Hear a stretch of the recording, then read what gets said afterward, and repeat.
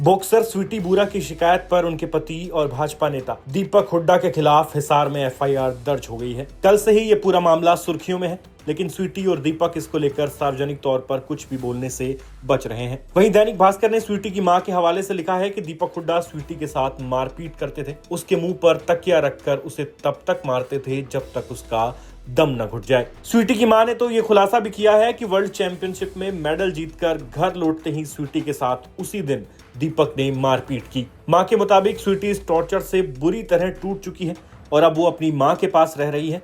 दिन भर अपनी मां के कंधे पर सर रखकर रोती है।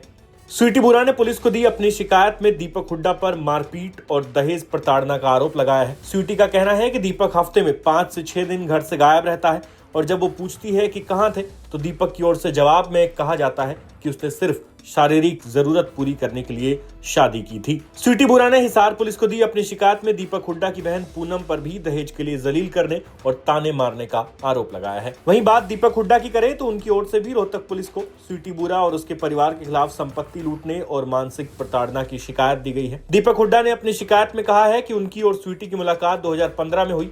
लगभग 7 साल तक दोनों लिव इन रिलेशनशिप में रहे और फिर 2022 में शादी कर ली। दीपक हुड्डा का आरोप है कि स्वीटी ने उनसे प्रॉपर्टी हथियाने के लिए शादी की।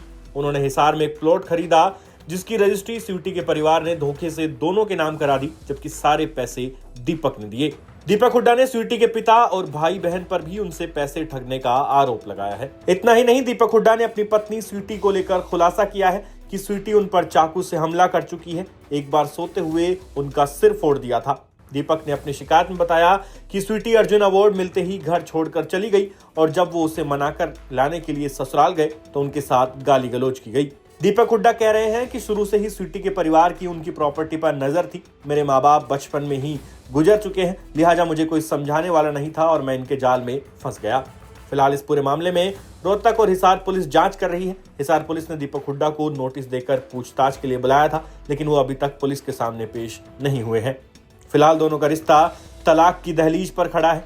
स्वीटी 50 लाख का मुआवजा और 1.5 लाख के मासिक खर्च की मांग के साथ कोर्ट में तलाक की अर्जी लगा चुकी है। देखना ये होगा कि आगे इस मामले में कौन सा नया मोड़ आता है और कब ये दोनों खिलाड़ी इसको लेकर मीडिया और समाज के सामने आएंगे। ब्यूरो रिपोर्ट, हरियाणा तक।